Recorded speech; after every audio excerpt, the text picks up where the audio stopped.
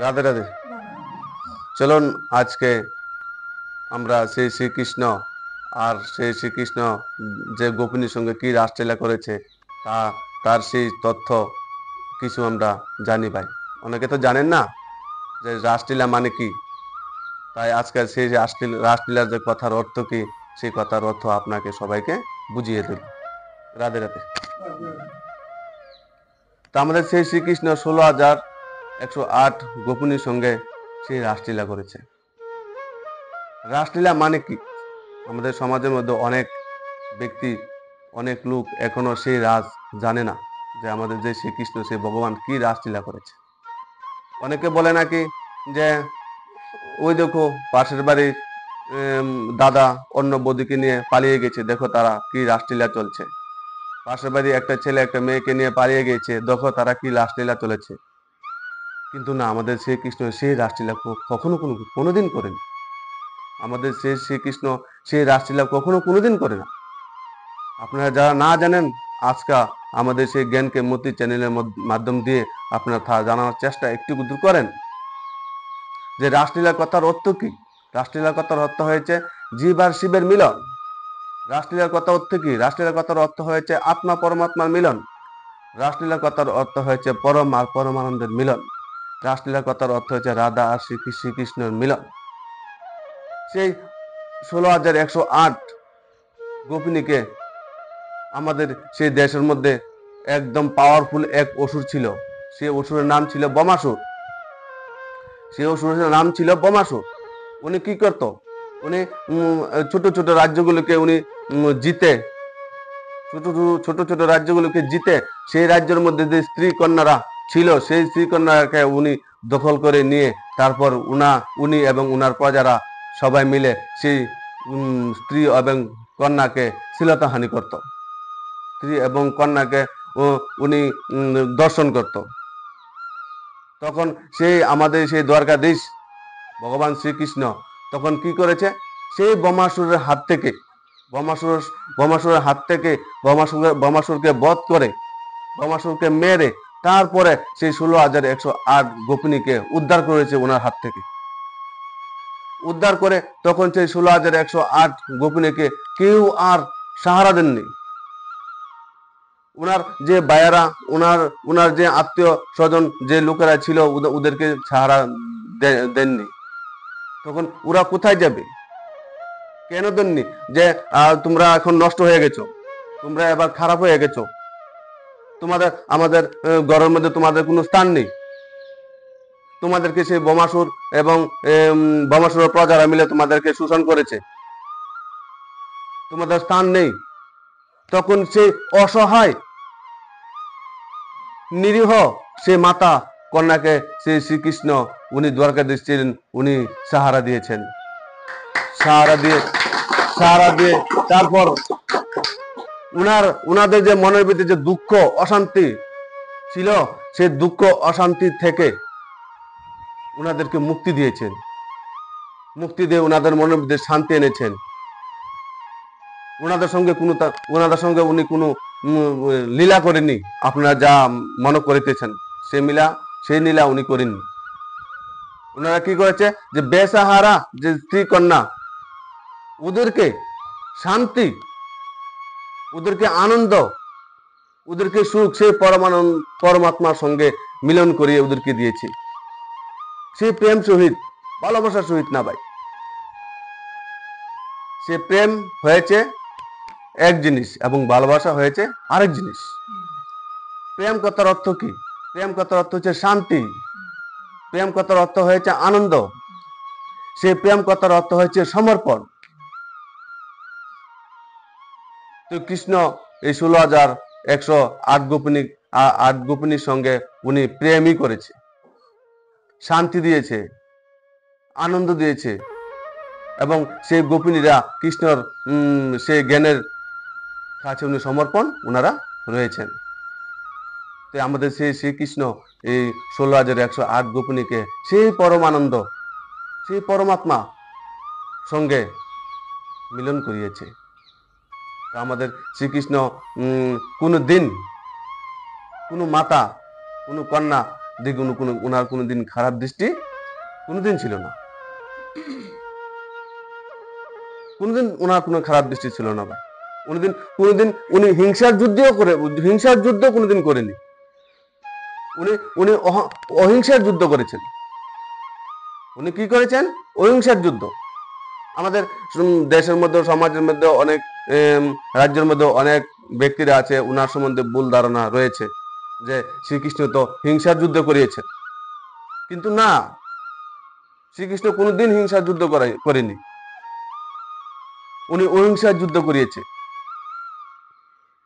হিংসা এবং অহিংসা আপনারা একটু ভালোভাবে জেনে নিন। হিংসা মানে কি, অহিংসা মানে কি। যে অনেকে বলে যে দুর্যোধনকে শ্রীকৃষ্ণ তো ছল করে মেরেছে, দুর্যোধন দুঃশাসনকে ছল করে মেরেছে, শ্রীকৃষ্ণ তো হিংসার যুদ্ধ করেছে, কিন্তু না,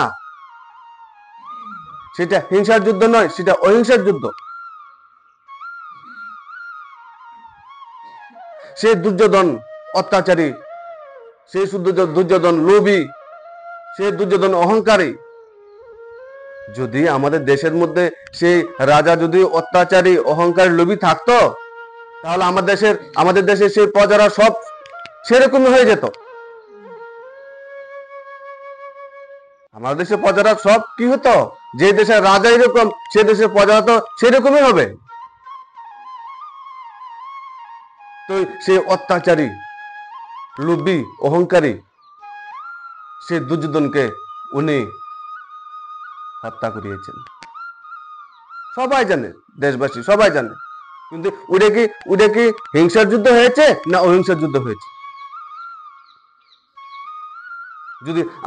যদি দুর্যোধন সেই রাজগদ্দির মধ্যে বসতো, তাহলে সারা দেশ একদম নষ্ট হয়ে যেত। দেশের কল্যাণের জন্য, পৃথিবীর মঙ্গলের জন্য, সবাই প্রজারা শান্তি থাকার জন্য সেই শ্রীকৃষ্ণ সে দুর্যোধনকে মেরিয়েছে। তাহলে এটা হিংসার যুদ্ধ না,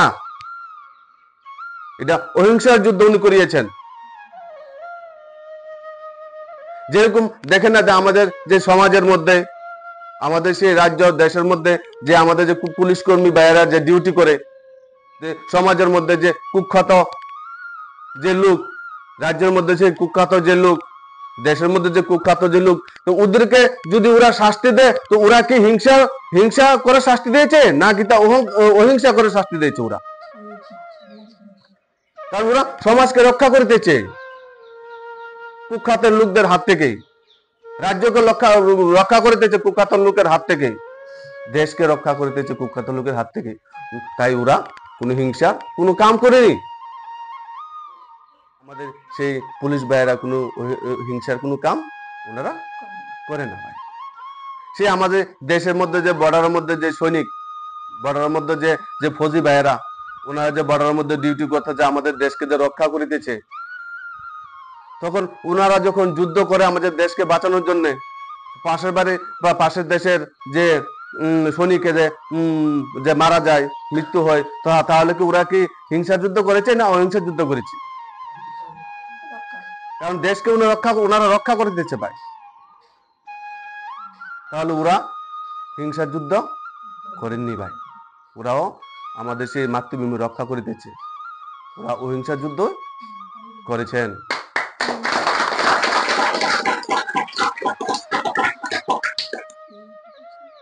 তেমনি শ্রীকৃষ্ণ সে আমাদেরকে অহিংসা শিখিয়েছেন, হিংসা কোনোদিন শিখায়নি।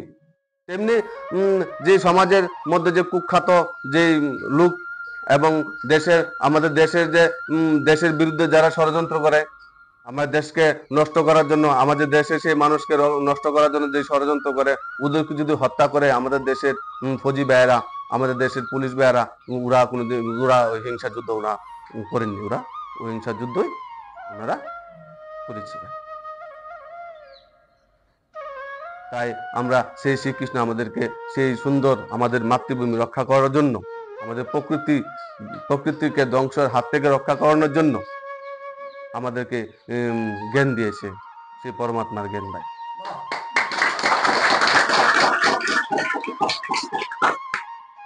তখন সেই গান্ধারী মা শ্রীকৃষ্ণকে কি করেছেন? দুর্যোধনকে হত্যা করেছে বলে, দুঃশাসনকে হত্যা করেছে বলে সে আমাদের শ্রীকৃষ্ণকে অভিশাপ দিয়েছেন। গান্ধারী মা শ্রীকৃষ্ণকে অভিশাপ উনি দিয়েছেন, কিন্তু শ্রীকৃষ্ণ সে অভিশাপ লাগে না। শ্রীকৃষ্ণ কি লেগেছে সে অভিশাপ? লেগেছে না। তেমনি আমাদের সমাজের মধ্যে যারা কুখ্যাত লোক ধ্বংস করেছে, পুলিশ ভাইয়েরা, যারা দেশের বিরুদ্ধে যারা আছে তাদেরকে আমাদের ফৌজি ভাইরা ধ্বংস করতেছে, উনার যে মারা যদি আমাদের পুলিশ ভাইকে এবং আমাদের সেই ফৌজি ভাইকে অভিশাপ দেয়, সে অভিশাপও ওনাদের শরীরে কোনোদিন লাগবে না ভাই। তাই আমাদের সেই শ্রীকৃষ্ণ কোনোদিন সেই হিংসার যুদ্ধ উনি করেনি, উনি অহিংসার যুদ্ধ করেছে। সে যে দেখেন যে সেই অর্জুনের যে ছেলে সে অভিমন্যু, অর্জুনের যে ছেলে সে অভিমন্যু, বীর অভিমন্যু ভাই কি করেছে? সে দেশের সে কুখ্যাত যে কৌরব ওদেরকে ধ্বংস করার জন্য উনি কি করেছেন? একা একা লড়াই করেছেন সেই চক্রব্যূহের মধ্যে গিয়ে, এবং বড় বড় যোদ্ধারা ওনার সাথে হার মেনেছে, বড় বড় যোদ্ধারা ওনার সাথে হার মেনেছে ভাই। তারপর সে তাকে মারার জন্য সে উনাকে বড় বড় যোদ্ধারা মেরে ফেলে রেখেছে। ওনার সে মৃত্যু লাশটাকে, সে অভিমন্যু বীর অভিমন্যু মৃত্যু লাশটাকে সেই জয়দ্রথ কি করেছে?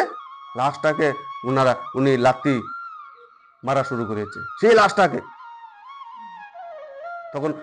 তখন সে আমাদের সে অর্জুন সেই ময়দানের মধ্যে ছিল না, দূরে ছিল।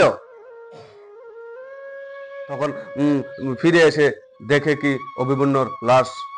এই অভিমন্যুর লাশ দেখে অর্জুন তখন একটু মনে দুঃখ পেয়েছে। অভিমন্যুর মৃত্যু হয়েছে সেই কারণে দুঃখ হয়নি, কারণ যুদ্ধের মধ্যে তো মৃত্যু হতেই পারে। তো সে অভিমন্যুর মৃত্যু হয়েছে, তাকে পরমবীর চক্র পাওয়ার দরকার, কিন্তু সে জয়দ্রথ কি করেছে? তার লাশটাকে লাথি মেরেছে। সেই কারণে সেই অর্জুন দুঃখ পেয়েছে, এবং দুঃখ পেয়ে তখনই অর্জুন প্রতিজ্ঞা করেছে যে জয়দ্রথ, আজকে আমি প্রতিজ্ঞা করেছি কালকে সূর্য ডুবানোর আগে তোকে আমি হত্যা করবই ভাই, করব।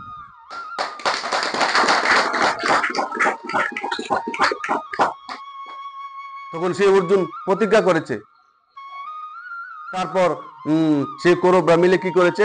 সে জয়দ্রথকে লুকিয়ে রেখেছে। কি করেছে?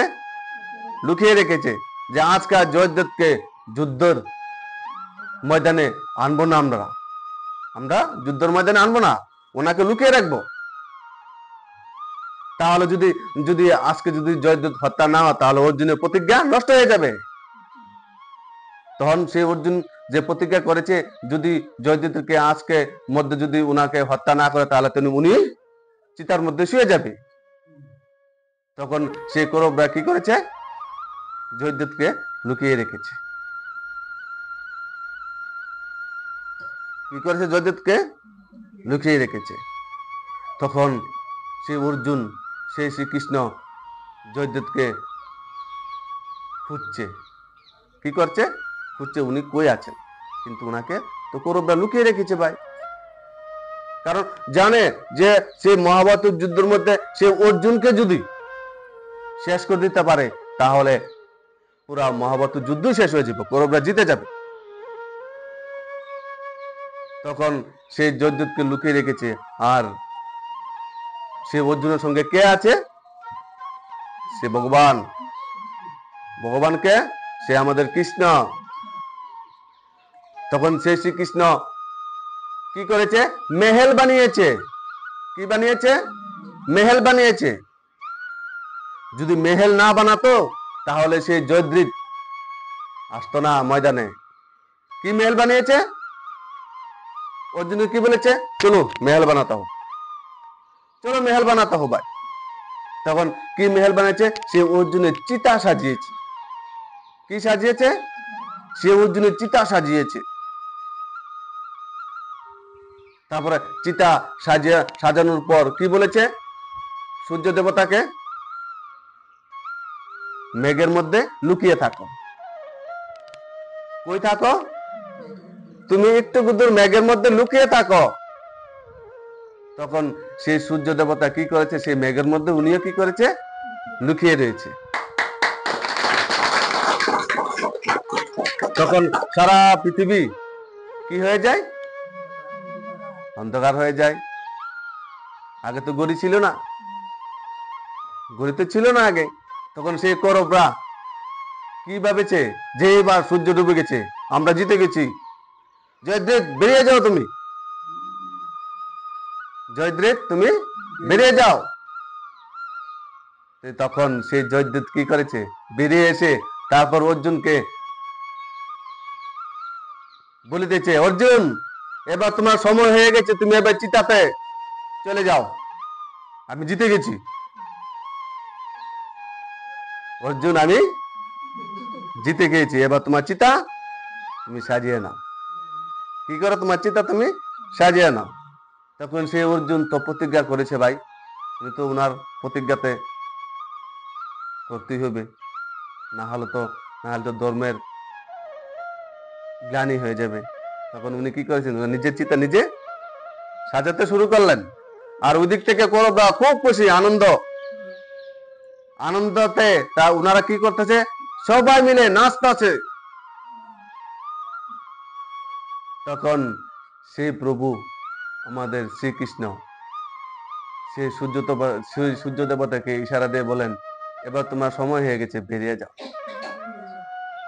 তখন সেই সূর্য দেবতা কি করেছে? বেরিয়ে এসেছে। তখন সে অর্জুনকে বলে, অর্জুন আর 1 মিনিট দেরি করবে না, তাড়াতাড়ি মারো, তাড়াতাড়ি জয়দেবের মুন্ডু আলাদা করো শরীর থেকে। তখন কি করেছে? জয়দেবের মুন্ডু আলাদা করে দিয়েছে।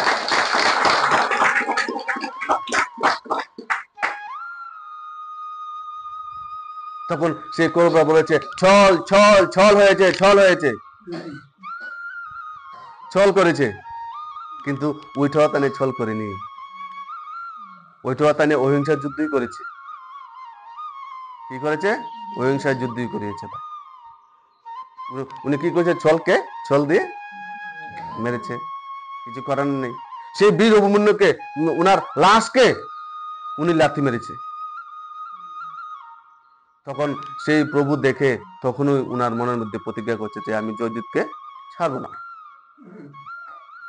তো দেখেন আমাদের সমাজের মধ্যে এরকম সেরকম কিছু লোক আছে, যদি যদি একজন ভালো ব্যক্তি যদি ফালতু জায়গার মধ্যে গিয়ে মিলামেশা করে, তাহলে সে কি হয়ে যাবে? ফালতু হয়ে যাবে। আর যদি মনে করেন একজন খারাপ ব্যক্তি সেই ভালো মেহেলের সঙ্গে গিয়ে মিশে, তাহলে সে কি হয়ে যাবে? ভালো হয়ে যাবে, উন্নত হয়ে যাবে। তো আমরা সেই জয়দ্রথ আর অর্জুনের সেই কাহিনী দিয়ে আমরা কি শিখেছি? যে আমরা ভালো মেহেলে থাকার জন্য, মেহেল মতলব ঘর না, মেহেল মতলব সঙ্গ, মেহেল মতলব ভালো সঙ্গ।